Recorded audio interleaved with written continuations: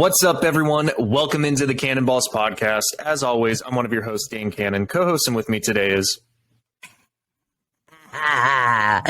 Your boy, Jake Mother effing Bulls on the mic. 1, 2.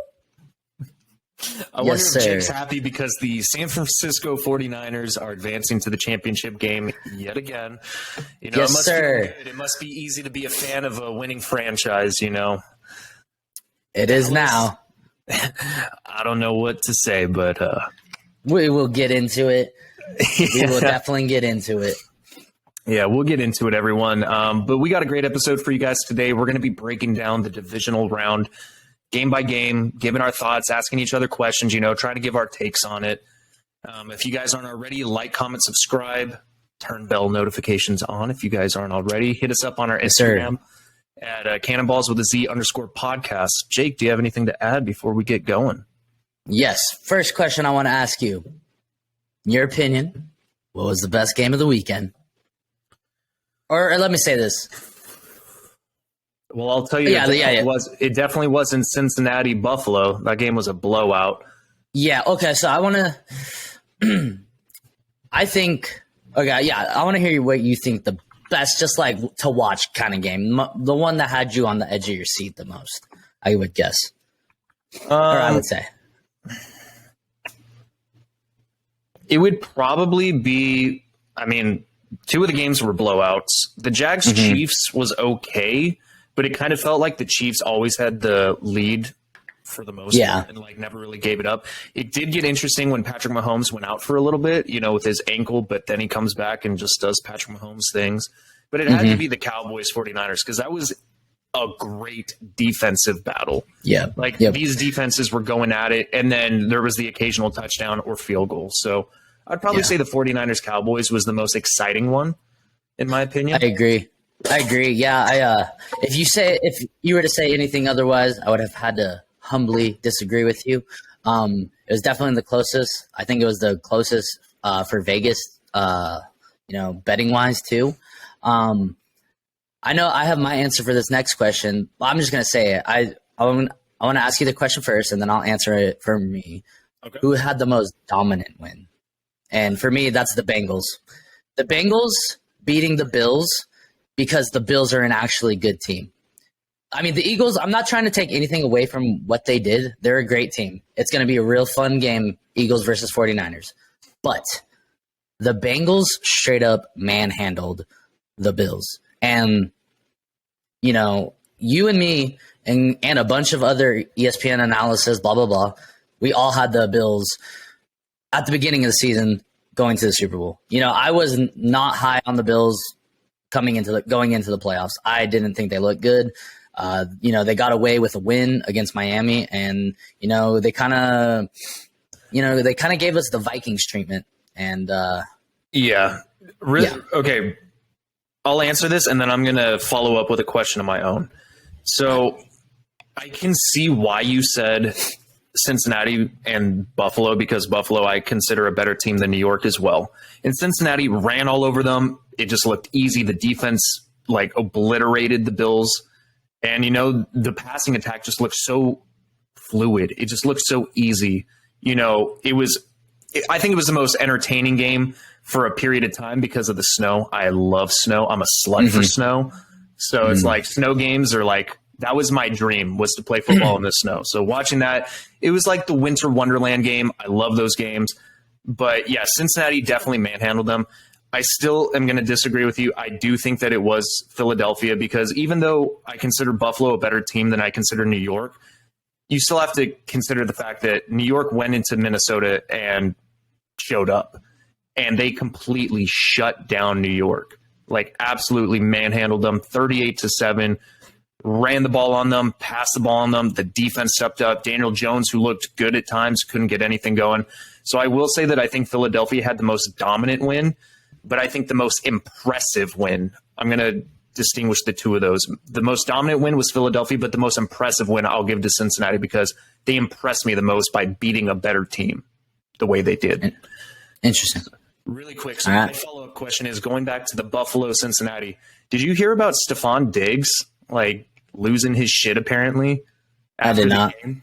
Yeah, he basically, once the game ended, because you know how he's always been like out on the field, like watching it, soaking it in, trying to like burn or like build that fire for next year. Yeah. Uses motivation. Apparently he left the locker room before all the other teammates even got in there. And then someone had to bring him back, and he hung out for a little bit and then left again.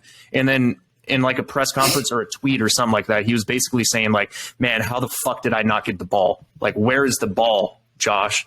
And then Josh even like talked in his press conference saying, yeah, we could have gotten the ball to him more. But Stephon Diggs was definitely pissed off. So. Yeah, I've never really had a problem with Stephon Diggs, but I mean, this just kind of goes back to the TO, the Keyshawn Johnson, the wide receiver diva mentality, and that's kind of what makes great wide receivers great. They want the ball because they're the best player on the field. At least they think they are, and they always want the ball. And if they're not getting it, they're gonna let someone know, give me the ball. So I mean, it's, pretty interesting. I like Stephon Diggs. He's a great talent. I don't see it, being too much of a problem or anything with the Bills, but they got other stuff to figure out. It's a tough way to lose, but that's our opening questions, but we can get into the first matchup. Saturday, we had the Kansas City Chiefs beating the Jacksonville Jaguars 27-20. And like Dane said earlier, it was a pretty interesting game. Mahomes went down for about a quarter, I would say. And, the Jags looked decent against the Chiefs. That defense played the Chiefs pretty good. I mean, even though who's Chase Daniels, is that his name? Or is that the Chargers? No, that's the Chargers. Heaney. Chad Henne, yeah. Or Henny, whatever. I don't know his name. He's a backup. If you're a Chiefs fan, we're not. But it got pretty interesting. It wasn't a dominant win by any means. Jacksonville definitely hung in there, and I think if you're a Jacksonville Jaguars fan, you have to be proud about this season. I mean, you won your first playoff game in I don't even know how long. You won the division.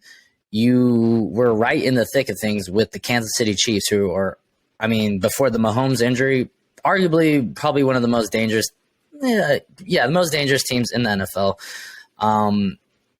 And so, you got to clap it up for yourself and then build from there.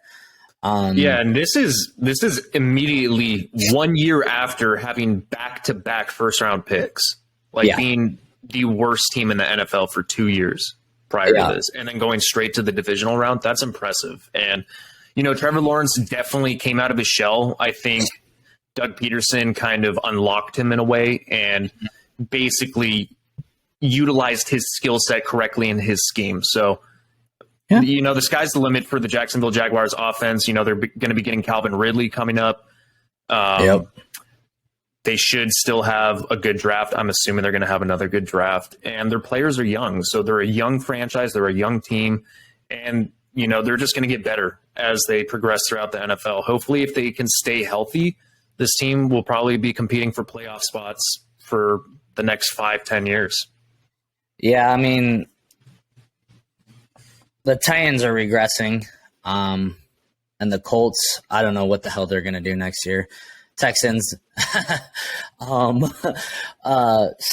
think this next year I think this would be the Jags division to lose. Agreed. I think they finally figured things out. The defense is clicking. Trevor Lawrence is clicking like you said.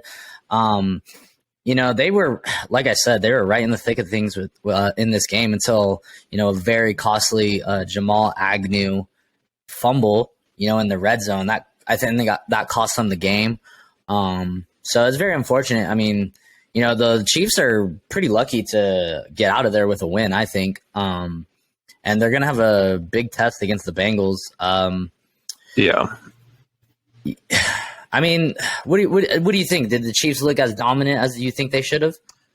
Well, I think it's hard to say because you're playing with a hobbled Patrick Mahomes and you still win the game. I think the defense should be proud of themselves because they stepped up when they needed to. And that's the thing about this defense is they make big plays in key moments, and they had a nice interception to basically seal the deal on Trevor Lawrence.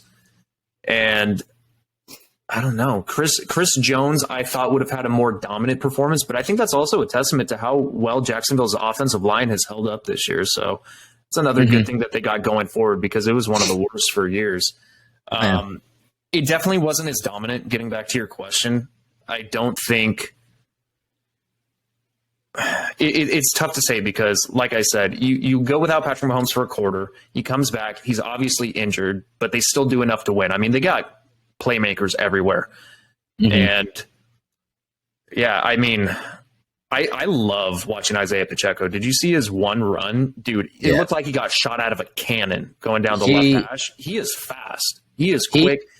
And he is fast, and I think he runs harder than any running back in the NFL. Like, he is working. I mean, I know every running back is working, but he's got a lot to prove. He visually looks like he is just running hard. It's pretty funny to watch. Because I'm pretty sure he came from Rutgers, if I'm not mistaken, from college. So it's like, that's not a big brand organization or college team that's going to like get you scouted. You know, you're not like a big name school. So coming out of Rutgers, he had a lot to prove, and I think that he's doing a lot to show why he was worth the draft pick. And I mean, he wasn't an early round draft pick either. So the fact that he was able to take Clyde Edwards-Hilaire's job is pretty impressive, and it just shows his work ethic. I'm sure he's a great runner, and I'm sure he works hard during practice. So, you know, I think the Chiefs are fine, but it is going to be a big test coming up against the Bengals. Yeah, I think it's going to be a very tough test for them. Speaking of Clyde Edwards-Hilaire, he is like inexistent. He didn't even get a rushing attempt. So, yeah, he's definitely an afterthought. But a good win for the Chiefs. You know, what is this, 5 AFC championships in a row? It gets old, but unless you're a Kansas City Chiefs fan. So congratulations. You know, they won 2 out of those 5, sorry. And they got a big test coming up Sunday against the Bengals. But never beaten Joe Burrow. Yep. So Mahomes is 0-3 versus Burrow, and that is regular season playoffs. So, you know, can he get past that hump? We will see. Are you ready to move on to the next matchup, Dane? Yeah, let's do it. I mean, there's not too much to talk about with this game, unfortunately. Yeah, I mean, we could make some stuff up. I mean, we got the Eagles just absolutely manhandling the New York Giants 38-7. And I mean, as far as the game goes, it was just a complete dominant performance from the beginning. Yeah. Jalen Hurts didn't even have to throw the ball that much. It was just a dominant rushing performance. Yeah, I mean, he went 16 for 24, 154, still threw 2 touchdowns, and, you know, he's looking back to, you know, pre-injury Jalen Hurts. Unfortunately for him, I think if he wouldn't have gotten hurt, I think he'd be, you know, the front runner for the MVP. But no, the Eagles are just proving why they're the cream of the crop of the NFC. Just absolutely manhandled the Giants from the beginning. Really not much to hang your hat on if you're a Giants fan, at least for this game. As far as the season goes, though, yeah, I mean, you got to be extremely proud of your team. You know, nobody gave the Giants, including me, including you. I think you believed in Dable a little bit more than I did. And I still didn't think that they were going to make it to playoffs by any means. Like, I thought that they would be more than like, I think they would have, my prediction was they were going to be about a 6 to 8 win team. Yeah.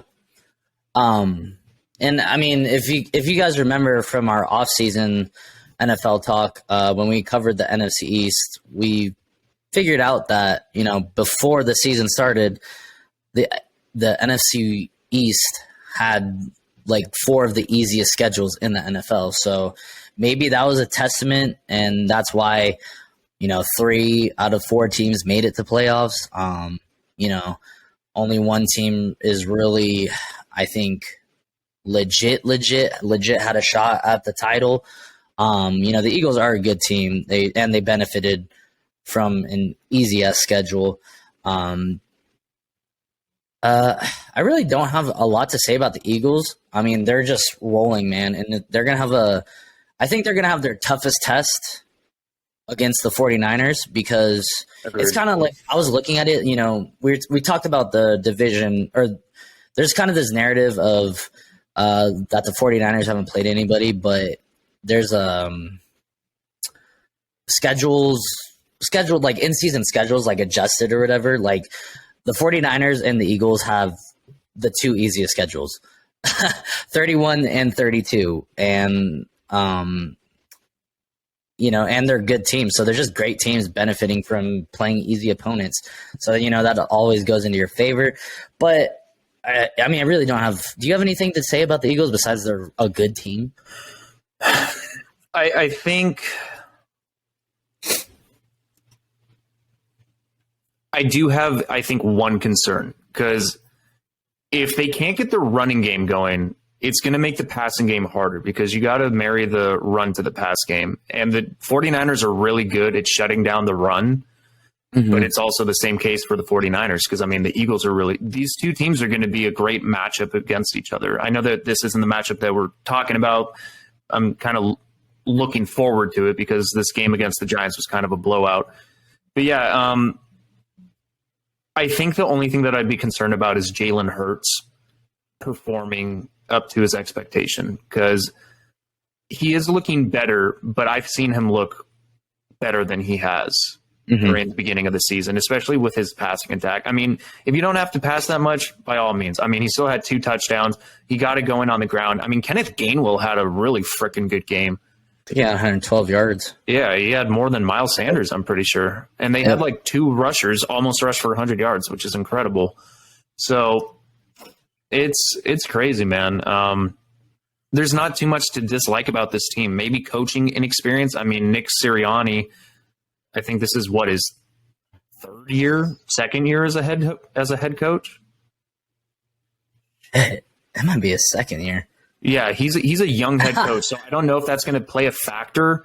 He's already won a divisional game, so I don't know how much it's going to play a factor. But when you're going up against a tough defense, we'll see how it goes. I don't necessarily look too much into the strength of schedule, though, at the beginning of the year, because it's like you can have strength of schedule that's supposed to be hard, but it ends up being easy because basing it year to year is very challenging because you bring in players during off season, you draft well, you get new coaches. So I don't look too far into that. I think the 49ers played some tough teams this year, and I think the Eagles did as well. So yeah. My questions are more with the Giants. It's kind of where they go from here.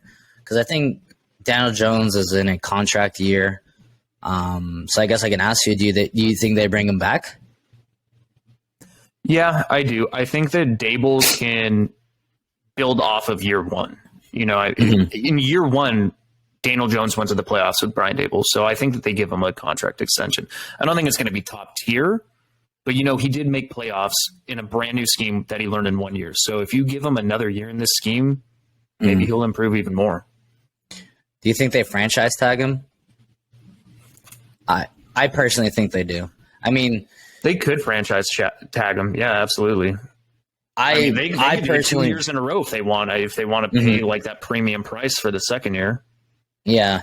I don't know. Maybe if they can get him for cheap, I don't think he's worth a top NFL contract yet. Maybe give him like a shorter contract to let him prove that he is. But you also got to give him some freaking receivers. Yeah, like that's if you important. Draft receivers or bring in some receivers in the offseason, maybe he looks better. Because, the game against Minnesota, I know Minnesota's a trash defense, but he looked great. He was making good reads, good throws, got it going with the ground. So if they do franchise tag him, I think if he has a good year with some good weapons, then they give him the deal. Right on. And, is Saquon in a contract year as well? Yeah, I think that they were estimating him making about $12 million a year, which would put him with like Nick Chubb. Dude, good for him, man. Yeah. Good for him. This was a contract year. People had their doubts, injury prone, blah blah blah, and he just proved all the haters wrong. And went out, did his thing, proved why he was the number 2 draft pick in the NFL. What was that? When was that? 2018? I believe It was a while ago. Yeah, so, good for Saquon, but I agree with you. Build off what you did this year and get your quarterback some weapons, man. Shoot. Wide receiver, off season, Get Stephon Diggs. That was fun. He's unhappy. But, like I said, not much to talk about this game. We can move on to another pretty dominant game. I think, me and Dane differ in our opinions about this. I think this one's more dominant. They didn't put up as much points, but I think the Bills are a better team. The Bengals just manhandled the Bills 27-10. And, the offensive and defensive lines just mauled the Bills offense and defensive line. I think Mixon had over 100 yards rushing. Yep, 105 yards rushing, touchdown, and they were just running at will. He had 20 carries. Joe Burrow is just okay. I said before this game. So when the Damar Hamlin game, I picked the Bills to win because I still believed that Josh Allen was a better quarterback. I picked the Bengals this game because I believed that Joe Burrow was a better quarterback, and I talked about that last week. And after this game, it proves it to me. I think the 2 best quarterbacks in the NFL right now are Patrick Mahomes and Joe Burrow. I agree with that. I mean, don't get me wrong. Like, Josh Allen still makes some incredible throws, but he didn't throw for a single touchdown this game. You can't blame it on the weather because Joe Burrow threw 2, and Joe Burrow made it look easy. I think the problem is the Bills' defense had injuries, and then it just kind of sucked near the end. Like, they seemed to give up a lot of points. At the beginning of the year, they were shutting teams down.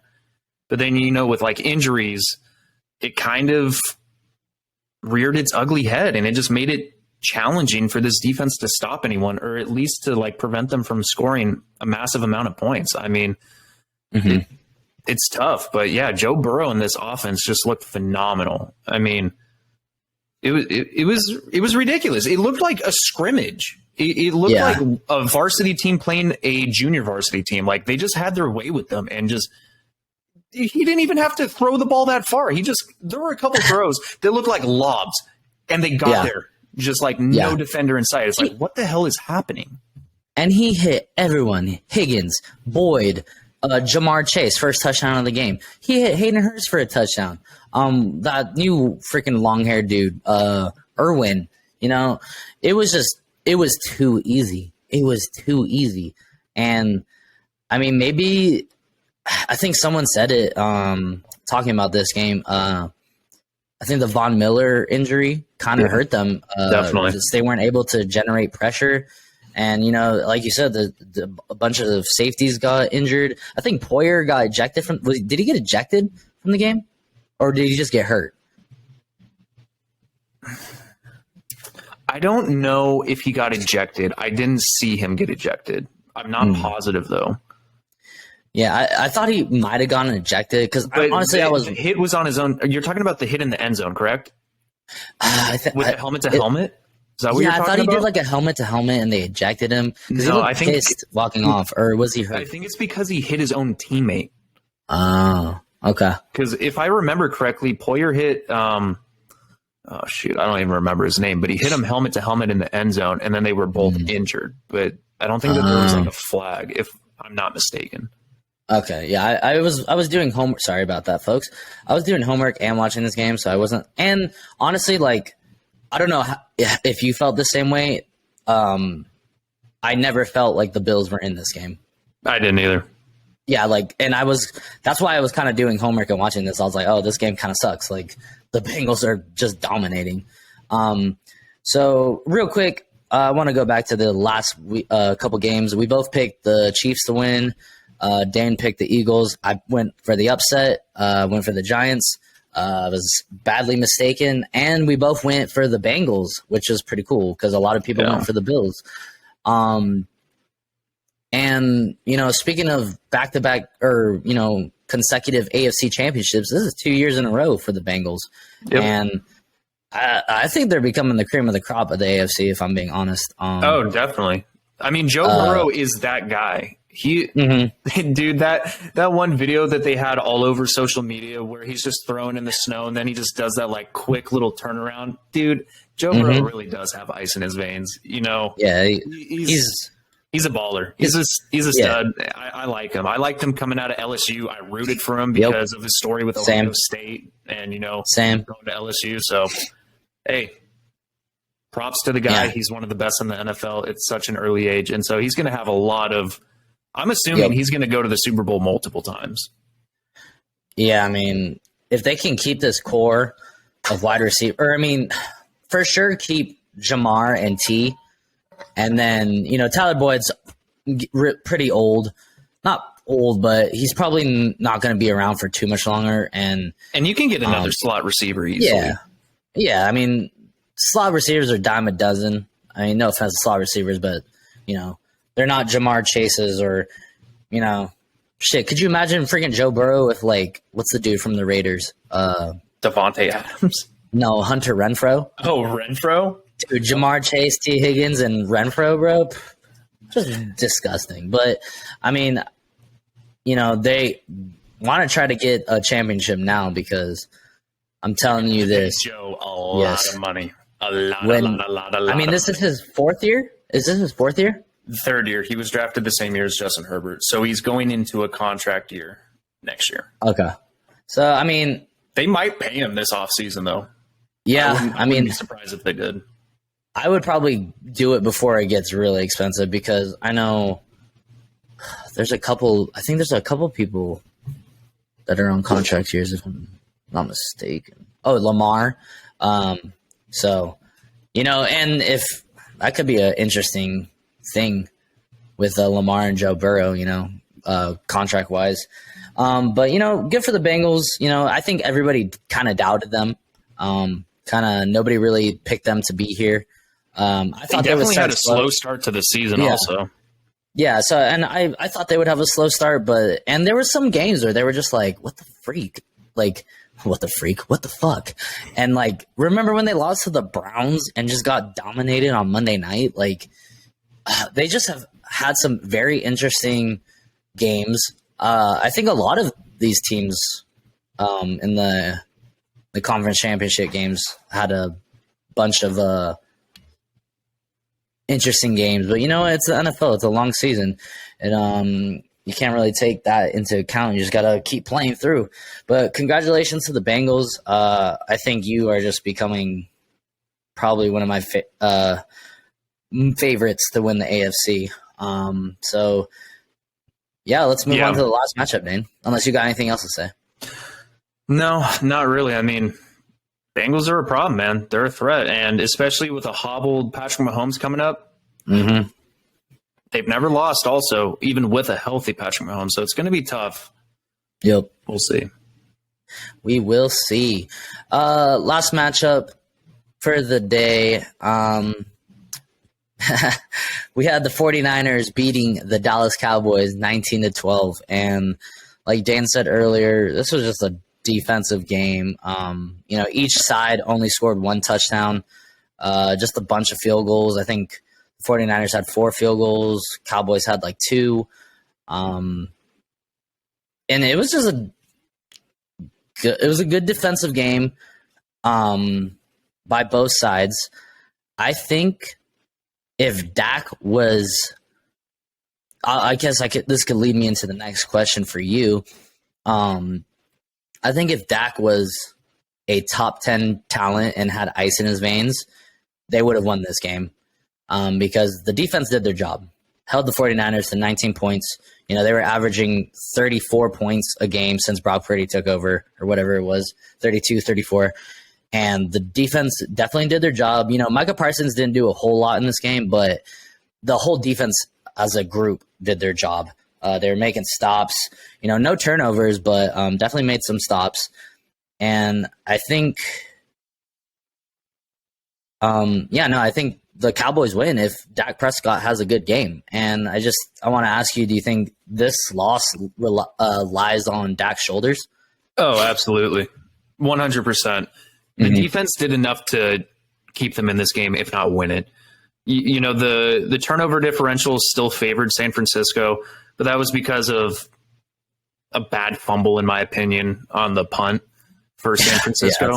That was tough. But I mean, Brock Purdy kept, you know, he didn't turn the ball over. You know, he did a good job, but Dak throws 2 interceptions. One of them was atrocious. Just, I don't even know where the fuck he was throwing the ball. Like, it was literally right to the defender. CeeDee Lamb was double covered. Jimmy Ward just pops it up, and Fred Warner gets an interception. Oh, I'm talking about the other one. The quick out route. The quick out route. I don't know if it was the first one, but that was the first one. It was atrocious. Like, he threw it right to the defender. The defender didn't even have to fucking move up too much. It was just a bad throw. He had to get up there. If you rewatch it, he had to jump pretty high to get it. I think personally, it was a better defensive play. And it was probably a combination of both. I think, but I think personally, it was a better defensive play. I think the second interception was worse because this guy was just eyeing CeeDee Lamb all the way through, and you know they just read the route. So the second one, I think, is a bad decision. The first, they're both bad decisions, but I mean, a tip pass to me isn't necessarily as bad as just a missed throw. I mean, he just straight up missed his receiver for the first one. And granted, I will say that it was a good defensive play because he read the route, but Dak threw it the wrong fucking direction. I don't know if they just weren't on the same cue, like him and the receiver. His receiver actually had a couple yards of separation. And Dak just, it was mind-boggling, dude. Dak looked like he normally does when they lose games. He's thrown so many interceptions, and this isn't like a 45-year-old, your grandfather's team, Tampa Bay, that you're playing. Like, the defense of the 49ers is legit, fast, athletic. They're going to get pressure, and I think Dallas's offensive line actually held up well. I don't remember them sacking him more than once. Did they even sack him? I think they had 2 sacks on the night. Okay. Let me just. Oh, we only had 1 sack. 1 sack. Yeah. Yeah. So it was a very pivotal sack, though. Samson Ebukam. It was the 49ers were up 7. The Cowboys were like on their own 10-yard line, and the 49ers made them go 3 and out and made them punt with like 3 minutes left in the game. Unfortunately, I think this game would have been even closer if Tony Pollard was able to stay in the game. It's just an unfortunate thing about football. It happened in the Jags game, Jags-Chiefs game with Patrick Mahomes, kind of the same kind of thing. And then the same thing happened to Pollard. So that was very unfortunate. This team, the Cowboys team, just kind of went really one-dimensional after that. No, and I agree with you. This is definitely on Dak's shoulders. He just played a very, very shitty game. And they were saying some kind of stat where in his entire 7 years as a starting quarterback or whatever, he hasn't gone consecutive games without a turnover or something like that. And I was just like, wow, wild. That is insane. And you know what? Last week they played a, mid-tier defense in the Bucks, an 8-9 Bucks team. And, he didn't throw any turnovers. He looked good. We Dem Boys is back. And then they actually go up against a worthy opponent. And what do you know? The same old Dak comes out. And CeeDee Lamb was balling the F out for him, too. CeeDee Lamb had a great freaking game. CeeDee Lamb is a beast. I have to agree with you there. I think CeeDee Lamb should go to a different team, personally. Is he in a contract here? I think so. Yeah, I mean, what do you do with Dak from here? Like, he's still one of the highest paid quarterbacks. I know, but that's crazy to me. That's crazy to me because he doesn't win. He doesn't win. He wins during the regular season, and that's it. I mean, he is literally Tony Romo 2.0. I think they have the same amount of playoff wins. I saw this little meme, and it says Brock Purdy has more playoff wins than Tony Romo and I saw that Dak too. Prescott combined. Yeah, and this is his first time ever being in the postseason. It's fucking crazy. I mean, Dak is a serious liability, but I also blame the coaching. I mean, what in the actual fuck was that last play? That was the most atrocious play. What in the actual fuck, McCarthy? What are you doing? Yeah, I mean, I don't blame the coaching so much on the loss or for the loss, but that last play, I have to agree with you. Like, that shit was just bad. Like, when they came out, I was watching the game with my wife, and I was like, oh, they're going to try to do some bullshit. Like, look at this. And then they called timeout, and they still came out with the same formation. I'm like, oh, my God, here we go. Like, this is going to be some embarrassing-ass shit. And Zeke getting pile driven to the ground was probably the highlight of the game for me. I mean, he just got blown up. Why is he the blocker? I don't know. I mean, what he's the not hell was that 10-yard? Why the fuck are you throwing a 10-yard pass to no one who has blockers? Dude, they would have been better off just going in a regular formation and trying to throw it up to CeeDee Lamb or someone. Like, that was pathetic. I mean, the fact that they were there kind of shows how their day went. I think the box score doesn't say it that much, but I personally think Brock Purdy outdueled Dak Prescott in this game. He didn't have a touchdown, but he also didn't have any turnovers. He made some pivotal throws. He made some good decisions. Dude, that one George Kittle catch was the craziest catch I think I've seen in postseason in the last 5 years. Like, watching, dude, his concentration is so incredible. Did you hear that he wasn't even in the progression? That George Kittle wasn't even in his progression. Like, for the play, he wasn't in the progression, and he was still running, and Brock Purdy was like, oh, look, I can throw it to him. And he's like, fuck it. Dude, that's wild, bro. And that was the play of the game. After that, I was like, oh. Because I think, if I remember correctly, they went and scored a touchdown from that play, and it was just game over from there. It was a great win for the 49ers. I think this was one of their toughest tests. I think Philly will be the ultimate test. Yeah, for sure. No, I mean, for how hard this test was, I mean, it gets harder with Philly. Especially going to Philadelphia. It's no longer home field advantage.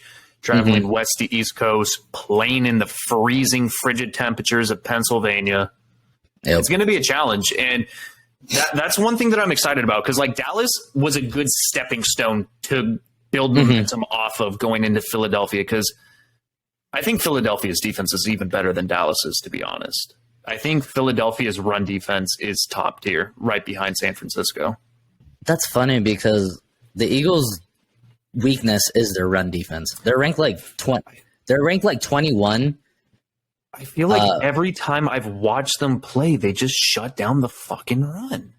I don't know if you want to take stats into consideration or rankings, because they're like the 21st ranked defense on rushing, but they're the number 1 ranked passing defense. Are they? So, actually? Yeah. So that I mean, we'll get into the matchup later, but that's what people are talking about. 49ers just need to try to run that ball out against them, but we'll see. I mean, what else do I want to say about this game? Defense shined. The offense definitely didn't do a whole lot, but they did enough to win. I love it. I love the close games for the 49ers. And like you said, this is the perfect stepping stone for Brock Purdy. He got that really hard win. He's had a couple close games, I think. The Dolphins game, that's got to be nerve-wracking. Going in your first game, playing a really good offense, getting out the win, and then playing that Raiders game, close game. And then this game, I think, and we want to talk about Brock Purdy's kind of lack of experience. I mean, I think he has as many playoff games as Jalen Hurts now. Yeah. So, I mean, Jalen Hurts is in what, his third year? Second year? Third year. So, yeah, he's been in the league longer, but I mean, I really only take games into consideration. If you haven't played games, you're a rookie to me. And I honestly think the Philadelphia 49ers game is going to be another defensive battle. Yeah, I don't know I don't know. It's going to be an insane game. It's an insane matchup. I think it's going to be better than the Kansas City Bengals game, honestly. I think so too. I think just the defenses are better. I think both teams are tougher. I think both teams are better than the Kansas City Chiefs and the Bengals. I have a question for you. What's up? Is Kansas City the worst team left in playoffs? I mean, okay. Overall, team-wise, yes. But they have the best quarterback out of all four. Who's injured?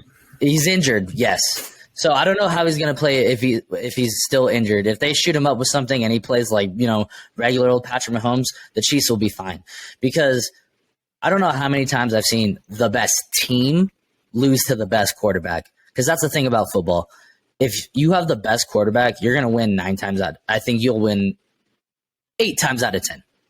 The best team doesn't always win.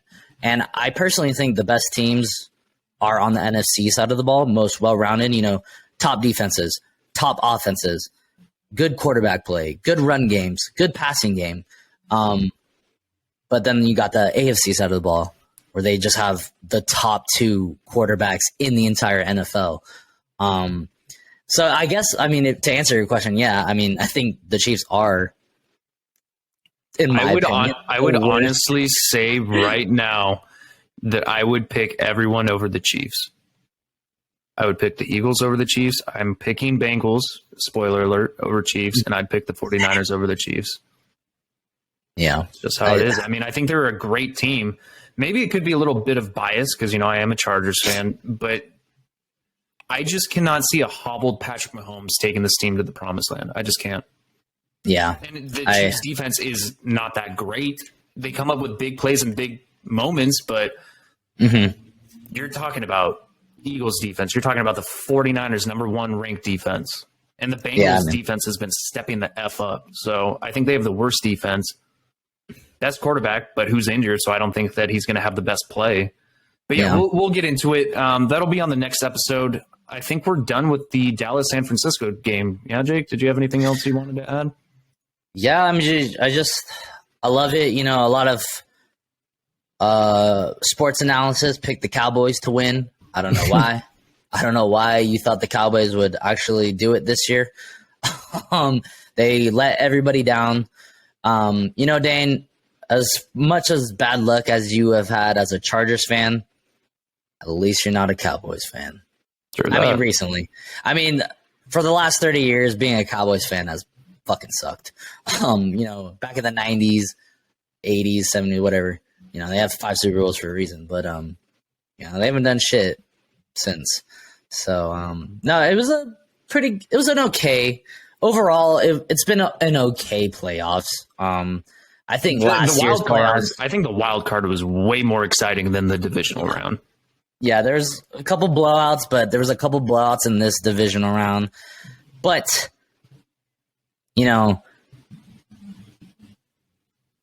6 of the teams in the divisional, I think 6 of the best teams were in it, and now it's 4 of the best teams, like 4 of the legit best teams. And, everyone's got their own weakness, got their own strengths, so it's going to be an interesting,